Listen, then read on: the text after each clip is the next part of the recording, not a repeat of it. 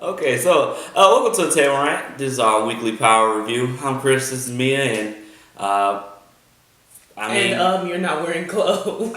I didn't want to address the elephant in the room, but He doesn't have on his shirt. I mean, this is how they used to do in the '80s. I'm channeling my inner '80s drug dealer. You weren't even born in the 80s. That don't matter. So yes, this is a table rant, and we're going to talk about Power this week. Power was interesting. I liked this episode. I think it did a good balance of balancing. Okay, I guess I need to put my phone on vibrate. That's disrespectful. Yeah, that works. That's actually Tori, who's not here because she doesn't watch Power, but as y'all know, she's on our other reviews. She asked what we're doing today. Obviously not hanging out with you, Tori, because you suck. Anyway, so if you are watching this, Tori.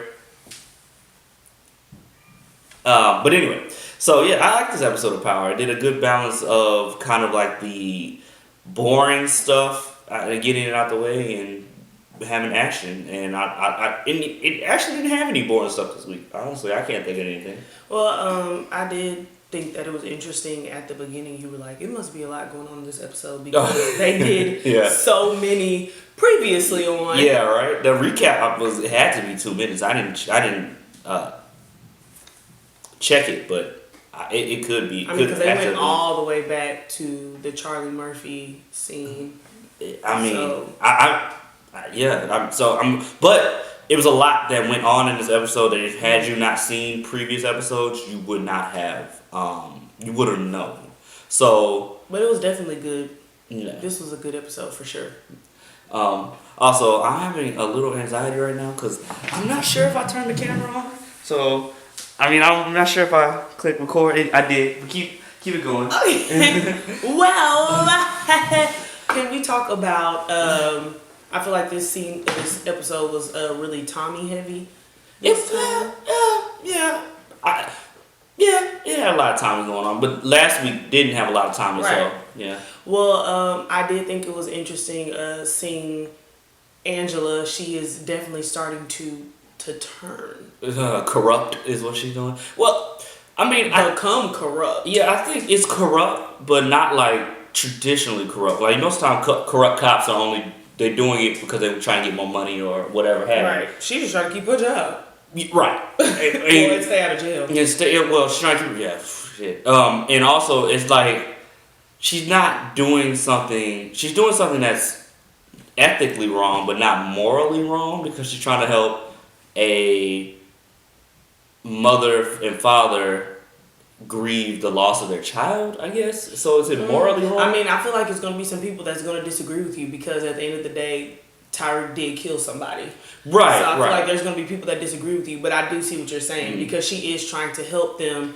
They already lost a child. She's trying to keep them from losing the second one. Yeah, exactly. So I do get what you're saying, especially with him being a young black man. I mean, we all know how that goes, whether we want to admit it or not. We know how that goes. Yeah, Silver talking about he just turned himself in, he'll get a bitch. Do you young and black? You should know. Well, you're older and black, but you're still relatively young. You're still a black male. Yeah. So, and the part I'm referring is Tasha actually goes to Silver and asks him for. I guess for him to cooperate. Yeah, to basically lie and say that in cover for her. And I think that's Riley and Bailey barking.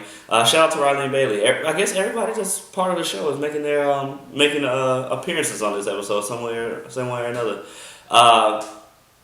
Anyway, yeah. So I don't know. This week should we go through the storyline or just kind of talk about how we felt about it? Can we just talk about how we felt?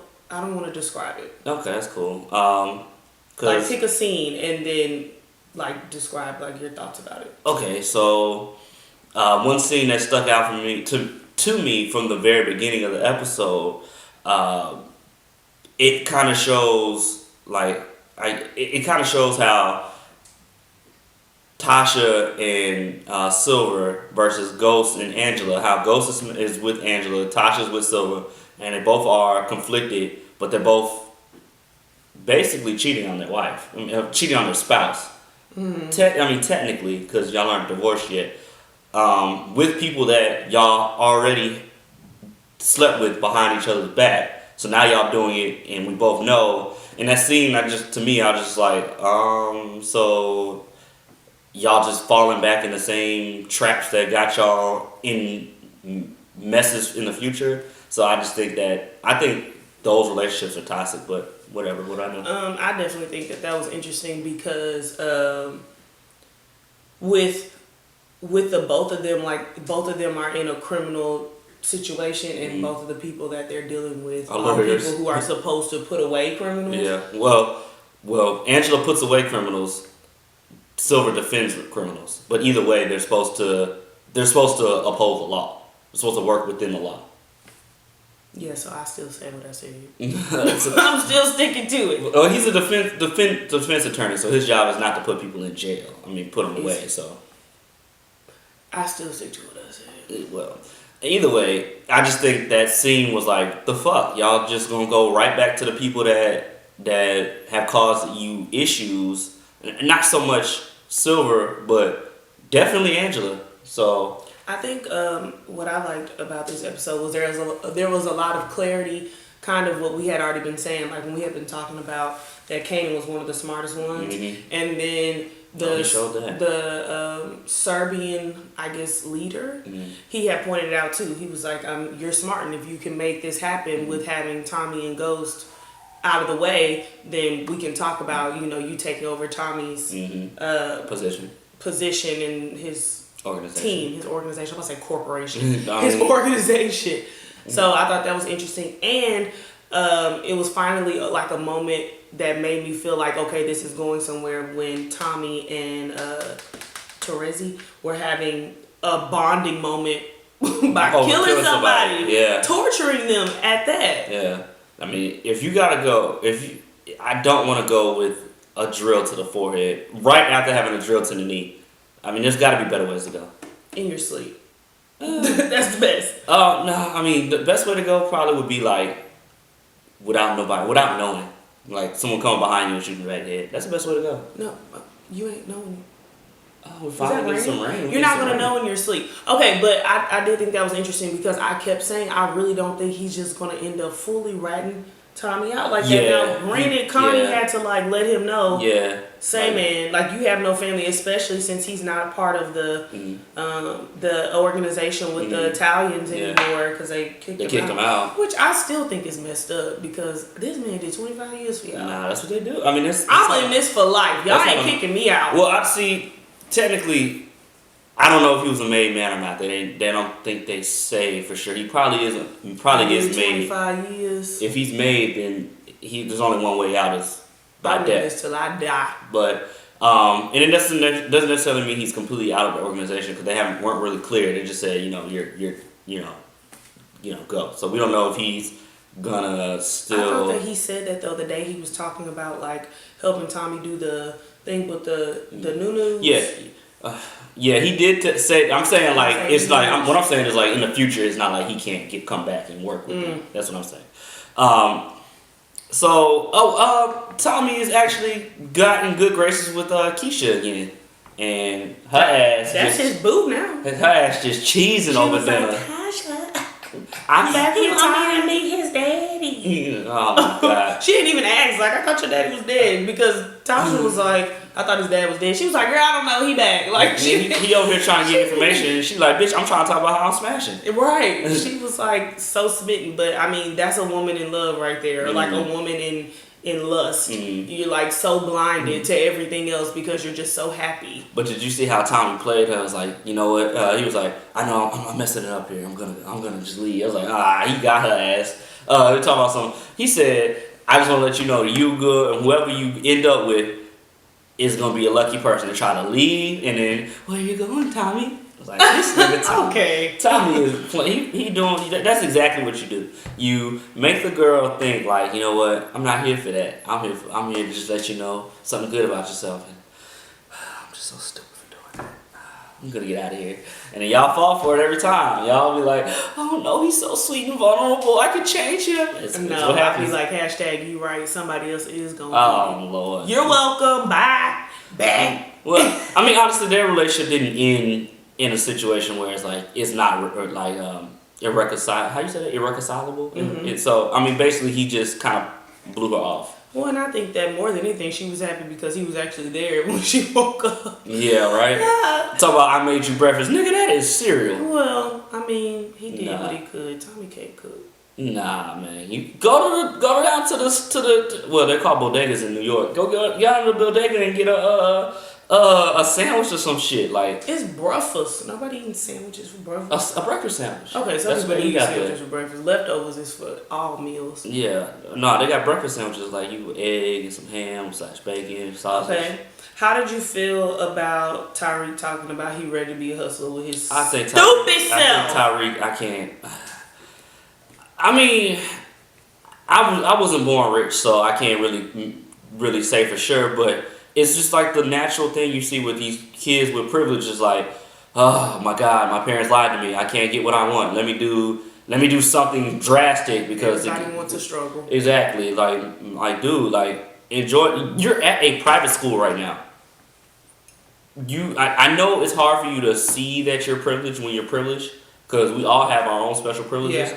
But you have to be able to see that you're at a private school. You're the only black kid there, and you want to fuck it up by doing the shit that got your dad and your mom locked. Well, not locked up, but caught up in the situation that you know that they're in now. So you want to do the same thing that you want to become your parents, basically. How old is he at this point? 15? About 15 years. Okay, so by 15, I knew that what parents do is lie to their kids. That's a fact. Because the reality is that they try to shield you from it. Well, yeah. Well, biologically, like you can't process. No, absolutely not. At certain ages, there's certain stuff you cannot receive and actually process for what it is. No. So parents have to either shield you from stuff, bend the truth, not actually tell you the full truth, or not tell you at all because you're not able to process that stuff. So why would I ever tell my child that I'm a hustler if I'm still a hustler? Now it'd be different if it was my past, but if I'm still doing it and I know it can get you caught up, and being that kids don't know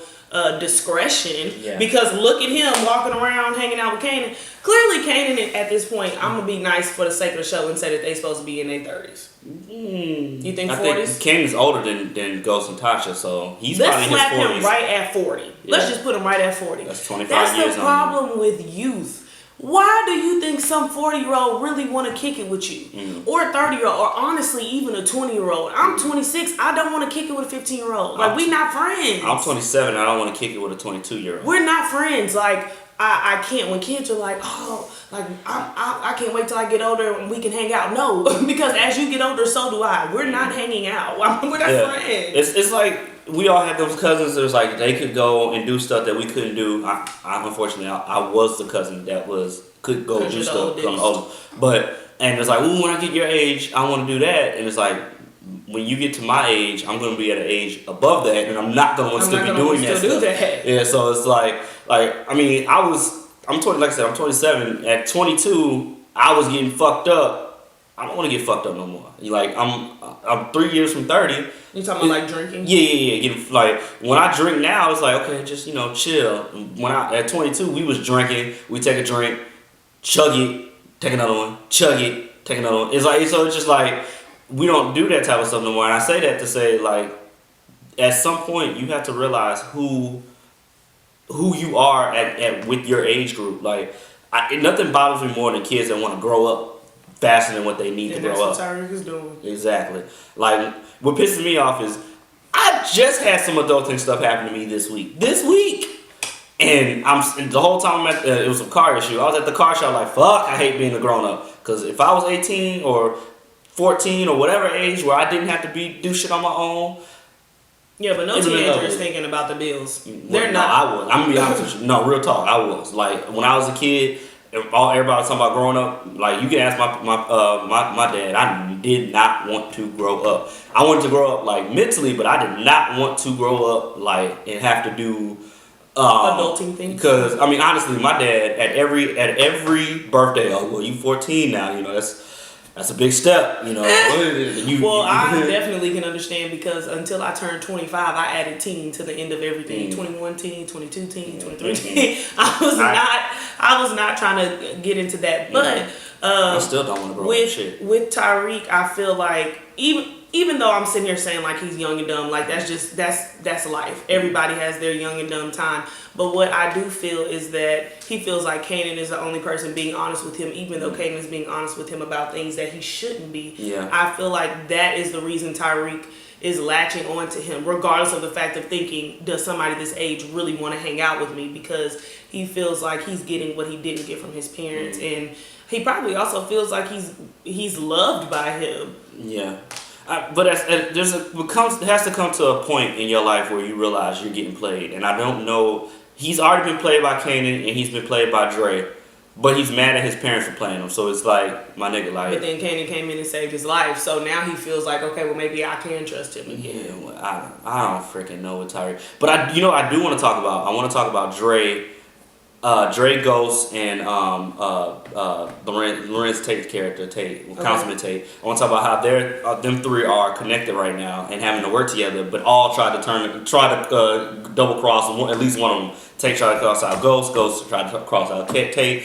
Dre tried to cross out Ghost tried to cross out Dre. You talking about on this episode? On this one episode, because Tate tried to fire Ghost, so Ghost came back was like, look, nigga, let me hold like then. Ghost told Dre he needed Dre to kill the Serbian dude, and Ghost to kill Diego, which they finally got rid of Diego, so I'm happy about that. So, but Ghost got Kanan to do it because Dre had planned on killing Ghost, and then Kanan happened to be the one to inform the Serbians to get out, so Dre wasn't able to go and kill the Serbians. So it's just like, damn, y'all all connected somehow, and y'all all kept cutting the middleman out. Finally, though, we got to see in this episode Ghost being the mastermind that we know that he could be, because he definitely did play Tate in the best way. He had showed Tate proof that he knows that Tate is skimming money by a recorded conversation. Yeah, conversation with I'm confused on what that guy's supposed to be. Like, I know what he is, but they're not really saying. Like he's our community outreach dude, which basically means he's a street dude. He just happens to be somebody that lives in the community and works in the community. Yeah, he's more than likely. Really a hustle. Yeah, he's more than likely. He runs the community, just not. Because the way they show him is like, yeah, I'm doing this, but mind your fucking business. Don't ask no questions. I'm doing what I'm doing. Mm-hmm. So yeah, so now we know Tate is.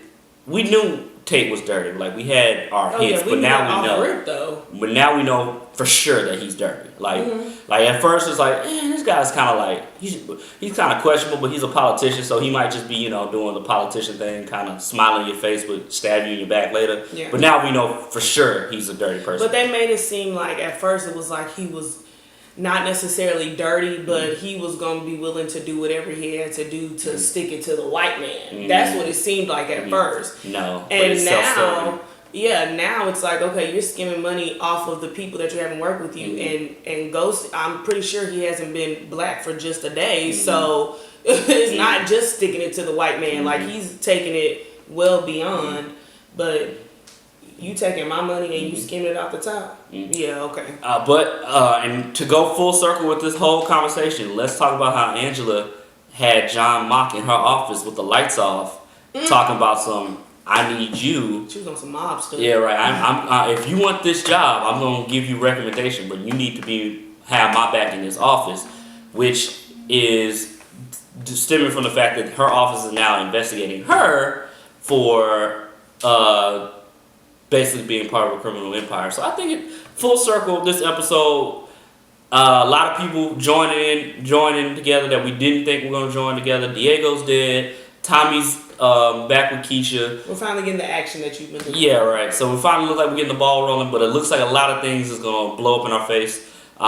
We didn't talk about everything this episode. We kind of just wanted to just riff on how we felt about it, but let us know how you felt about this episode in the comments. Like, share, subscribe, do all that stuff. And maybe when we come back, we'll know where Silver went. Yeah, right.